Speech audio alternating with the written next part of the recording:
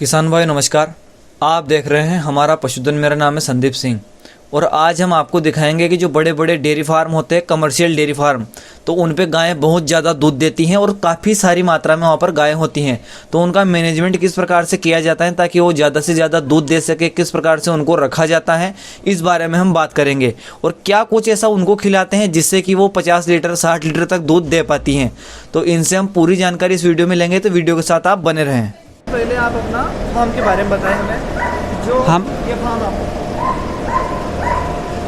हम जो यहाँ पर ये देख रहे हैं, यहाँ पर किस तरीके से आपने पार्टीशन किया हुआ है और किस प्रकार से आप इस फार्म को चला रहे हैं। देखिए, सबसे पहली चीज़, हमारा जो एक्टिव मूव फार्म्स है उसका मेन मोटिव है कि दूध के अंदर ज़्यादा से ज़्यादा पौष्टिकता है। और वो पौष्टिकता, हमारा एक सिस्टम है कि हम गाय के खाने से वो पौष्टिकता लेकर आते हैं। जितने विटामिन मिनरल्स है, न्यूट्रिशन है, वो खाने के अंदर हैं, जिससे ये साइलेज है, साइलेज के साथ सूखा है, मक्का है, कपासिया है, सोया डीओसी है, मूंगफली की खली है, गेहूं का भूसा है, मूंग का भूसा है और करीबन 7 से 8 तरह के मिनरल मिक्सचर्स हैं और सारे ऑर्गेनिक है। तो इन चीज़ों से हम गाय को इतना न्यूट्रिशन देते हैं कि उसका शरीर भी अच्छा रहे और वो दूध में भी उसमें से ट्रांसमिट करे। तो ये यहाँ पर जब गाय हमारी दूध में आती है तो वो सबसे पहले इस ग्रुप में आती है। दूध में जब गाय रहती है, जब दूध में नहीं आती है, उसने बच्चा दे दिया, वो उसके बाद सबसे पहले अगले दिन से यहाँ आ जाती है, क्योंकि यहाँ पर वो अपना पीक बनाती है। और इस ग्रुप की मेरी जो एवरेज है वो 32-33 प्लस रहती है। 32-33 लीटर प्रतिदिन से ज़्यादा का ये एवरेज रहता है। और इनकी जितनी भी टेक्नोलॉजी हमने यहाँ यूज़ करी है और जो बेसिस है, मेजरली हम इज़राइल की पद्धति से बहुत ज़्यादा हमें बहुत प्रभावित थे, तो हमने जितनी बेडिंग भी बनाई है वो इज़राइली पद्धति से बनाई है।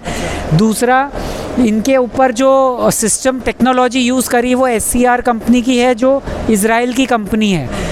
इनके ऊपर जो टैग लगे हैं वो इनकी सांसों की गति, इनका रूमिनेशन यानी जुगाली और इनकी एक्टिविटी, ये तीनों चीज़ एनालाइज करती है, जिससे हमें अगर ये बीमार होनी है, जुगाली कम करी, तो हमें एग्जैक्ट पता पड़ जाता है। और हम खुद भी ऑब्जर्वेशन दिन में 20 बार इनका करते हैं। यहाँ पर आप देखिए, जैसे हमने पानी का किया है, एकदम देसी तरीके से रखा है। ये दिन भर आप जुगाली देखें, जुगाली की स्पीड देखें, ये गायें सब 32-33 लीटर ऊपर होती है। जब इनको हम गाभन करने वाले होते हैं या फिर इनका दूध 32-33 लीटर से कम हो जाता है, तो हम इनको मिड लैक्टेशन ग्रुप में लेकर चले जाते हैं।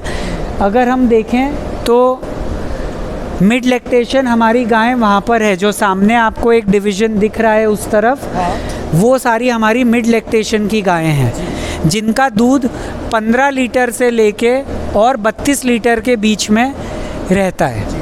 और अगर उनकी प्रेगनेंसी 4 महीने से ज़्यादा हो जाती है, क्योंकि हम प्रेग्नेंट भी थोड़ा लेट करते हैं, हमारे फार्म की एक पद्धति है कि हम लंबे टाइम दूध को खींचते हैं, तो अगर वो 30-32 पे रहती है तो लगभग 2.5 से 3 महीने की प्रेगनेंसी तक वो यहीं पर रहती है।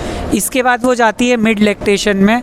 मिड लैक्टेशन में 5 महीने तक की प्रेगनेंसी तक वो मिड लैक्टेशन वाले ग्रुप में रहती है, उस ग्रुप में चली जाती है। अब जब वो प्रेगनेंसी के दिन बढ़ जाएं या फिर उनका दूध 15 लीटर के आसपास आ जाए, तो हम उसे फिर वहाँ से लेकर लेट लैक्टेशन वाले ग्रुप में डाल देते हैं। इसमें कौन से महीने की होती है? इसके अंदर 5 महीने से ज़्यादा गाभ जिसका हो गया हो या 15 लीटर के आसपास का दूध हो गया हो, तो हमारे यहाँ ज़्यादातर गाभ के हिसाब से ही आती, क्योंकि यहाँ पर भी गायें 20 लीटर 22 लीटर दूध दे रही होती है।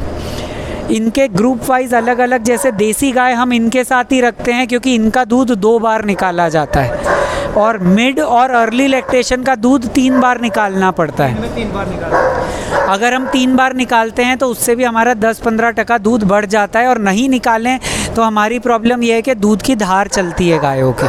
लगने लगती है जी। तो जब लेट में आती है तो लेट में देसी गाय और HF सब मिक्स हो जाती हैं। यहाँ से जब इनकी प्रेगनेंसी 6.5 महीना होने लगे तो हम इनको यहाँ से सुखाने के लिए, जो मिड के आगे आपको 2 गाय का एक डिवीज़न दिख रहा है, वो भी अभी चल के दिखाएंगे। वहाँ पर डाल देते हैं क्योंकि इनको सुखाना ज़रूरी है, क्योंकि 8वां और 9वां महीना और 7वें महीने के 15 दिन, ये 75 दिन हम गाय को सूखा रखते हैं। अब हिंदी में मैं आपको थोड़ा सा समझाने के लिए बता दूं कि अर्ली जो लैक्टेशन है वो है कि जब तुरंत गाय ने जब बच्चा दिया है तो उसके 2 से 3 महीने तक होता है। जी। जो मिड लैक्टेशन है वो है कि गाय ने 5 से 7 महीने तक लेके हैं। वो पार्टीशन वहाँ पर है जो 5 से 7 महीने जो ब्याई हुई गाय को हो गए हैं। और जो लेट लैक्टेशन है वो गाय का ये है, जो कि ये गाय अंतिम अवस्था जो होती है दूध की उस पर ये चल रही है। जी। फिर जब इनका दूध बंद करना होता है तो इनको आखिरी में वहाँ पर डाला जाता है जिनको सूखा चारा ज़्यादा दिया जाता है। जी। उनका दूध कम कर दिया जाता है फिर। जी, उनका दूध कम कर दिया जाता है। जैसे मिल्किंग की फ्रीक्वेंसी कम करते हैं कि दिन में 2 बार की जगह 1 बार दूध निकालना शुरू करते हैं, फिर 1 दिन छोड़ के 1 दिन, इस तरह उन्हें सुखाने की पद्धति अपनाते उस हैं। हिसाब से उनको चारा दाना दिया जाता है। जी। और फिर वहाँ से जब गाय के आखिरी सूख जाती है तो वो गाय आती है इस ग्रुप में। ये हमारी गाभन गाय का जो सूखी गाय है उनका ग्रुप है। और इन गायों का सबसे ज़्यादा ध्यान यहाँ पर रखा जाता है ताकि हमें अच्छी से अच्छी ब्रीड मिले, और वापस बच्चा देने पर यहाँ से गाय वापस से यहाँ आ जाती है, अर्ली लैक्टेशन में आ जाती है। तो ये साइकिल चलता रहता है। और यहाँ पर खाना हर ग्रुप को अलग करने का मेन रीज़न उनके खाने को बदलना है, ताकि मेरी लेट लैक्टेशन की गाय अर्ली वाला खाना ना खाए और अर्ली वाली गाय लेट का खाना ना खाए, ताकि हम बेस्ट परफॉर्मेंस उनसे ले सकें आप, और उनका न्यूट्रिशन बेस्ट रहे।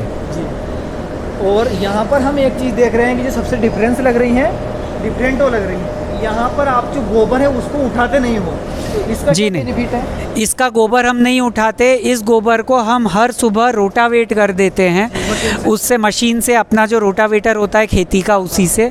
इससे फ़ायदा ये होता है कि ये गोबर सड़ता नहीं है, घूम के अंदर चला जाता है, खाद बनता जाता है। और दूसरा, जब आप रोटावेट करते हो तो जैसे अपनी खेती की ज़मीन नरम हो जाती है, ये ज़मीन भी एकदम नरम हो जाती है, जिससे गायों को हड्डियों से रिलेटेड कोई तकलीफ़ नहीं होती और उनकी उम्र बढ़ जाती है और उनका यील्ड भी बढ़ता है, क्योंकि गाय खुश रहेगी तो दूध ज़्यादा रहेगा। यहाँ पर आप एक और चीज़ फोकस करेंगे कि जो भी गाय गोबर में बैठी हुई है वो कीचड़ में नहीं गड़ी हुई है, क्योंकि वो उनके लिए बेनिफिशियल है। क्योंकि गाय को जो गोबर है उनको कोई वो नुकसान नहीं पहुँचाता है, बल्कि उनका अलग से उनका बेनिफिट है कि उनका पैर ख़राब नहीं होगा, उनको तकलीफ़ नहीं होगी घूमने फिरने में। तो यहाँ पर आपने बताया कि जो गाय जो ब्याने वाली होती हैं जी, उनको रखा जाता है। जी। इनका ये खाने का सिस्टम अलग है, जैसा कि आपने बताया है। इनका सबसे पूरे हमारे हर्ड में सबसे पौष्टिक खाना इनका होता है, क्योंकि इनका बच्चा बड़ा हो रहा है तो पेट छोटा होता जाता है और यूट्रस बड़ा होता जाता है, गर्भाशय। तो कम में हमें ज़्यादा खाना इन्हें देना है ताकि इनको ताकत बनी रहे। न्यूट्रिशंस लेवल उसमें बढ़ा दिया जाता है। जी। तो वो हो गया। अब आप ये बताएं कि जो आपका शेड है जी, वो कितने फीट लंबा और कितना चौड़ा ये होगा? ये भैया हमारा जो शेड है वो 70 मीटर लंबा है और 30 मीटर चौड़ा है। 30 मीटर चौड़ा, यानी कि लगभग 100 मीटर तो ये चौड़ा है। 100 फीट चौड़ा है। 100 फीट चौड़ा, हाँ। हाँ, और 225 फुट लंबा है। जी।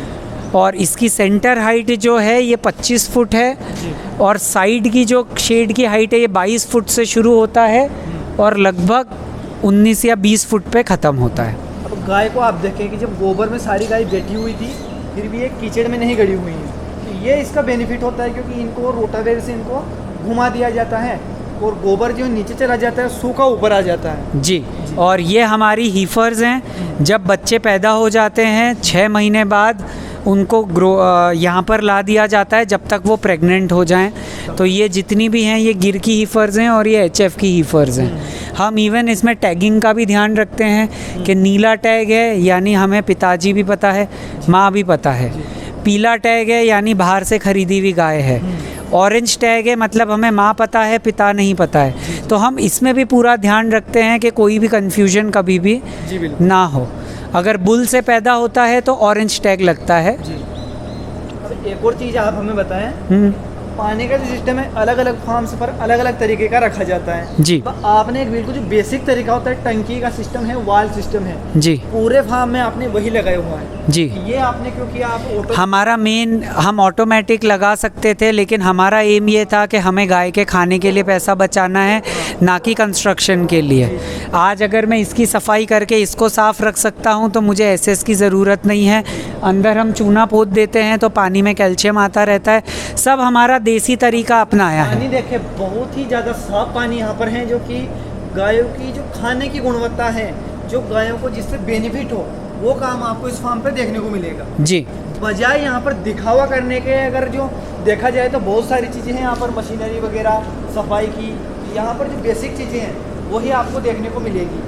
तो आपका जो फार्म है लगभग ये जो यहाँ पर दाना डाला जाता है जी। इसके बारे में भी आप थोड़ा सा हमें बताएं। जो यहाँ दाना डाला जाता है इसके अंदर हमारे सब तरह के खाने रहते हैं, जैसे सोया डीओसी, मक्का, कपासिया, अपना जो भूसा आता है गेहूं का, मूंग का भूसा आता है। उसके बाद हम यहाँ पे 4 से 5 तरह के मिनरल मिक्सचर्स यूज़ करते हैं, कैल्शियम देते हैं, limestone powder, mono calcium phosphorus, ऐसे अलग अलग चीज़ें। और इनकी एग्जैक्ट डाइट चार्ट होता है, इनका हर महीने वज़न होता है और वज़न के हिसाब से इनकी डाइट चेंज होती है। अगर मेरी एक गाय भी यहाँ से दूसरे ग्रुप में जाती है तो सारे खाने में कितना दाना, कौन सा कितना डलेगा, सब बदल जाता है। तो इसका ध्यान हमें पूरा रखना होता है। इनके विटामिन मिनरल्स का हम इनकी स्किन कोट, इनकी चीज़ें देख के पहचान लेते हैं कि कौन से विटामिन मिनरल्स की कमी हो रही है, उन चीज़ों को खाने में बढ़ा देते हैं। और सबसे इम्पॉर्टेंट जो हमारे कोई भी किसान भाई नहीं करते, वो टॉक्सिन बाइंडर का इस्तेमाल नहीं करते, जो हमें करना चाहिए। क्या होता है? टॉक्सिन्स एक तरह का जहर जैसा चीज़ होता है जो शरीर में जाके पॉइजन को बढ़ाती है। तो वो टॉक्सिन्स को कम करने के लिए आप ज़रा सा पाउडर वो मिला दें, उसमें सस्ती चीज़ें भी आती है, वो आप ज़रा सा मिला दें तो गाय का परफॉर्मेंस इसी खाने से बढ़ जाता है, क्योंकि जो टॉक्सिन्स उसकी शरीर को रोकते हैं, जो हमारे इंसानों में कैंसर के लिए भी ज़िम्मेदार होते हैं, टॉक्सिन्स होते हैं, वो अगर खाने में वो बाइंड कर देगा तो वो इनमें से टॉक्सिन्स पकड़ के इनके गोबर में निकाल देता है, तो इनके शरीर को वीक नहीं करता और आपका दूध बढ़ जाता है। बढ़ जाता है। तो बहुत शानदार जानकारी आपको मिली है। अगर आप फार्म करना चाहते हैं तो आप बेसिक करें, उसमें दिखावा करने की या फिर बहुत ज़्यादा पैसा लगाने की ज़रूरत आपको नहीं है।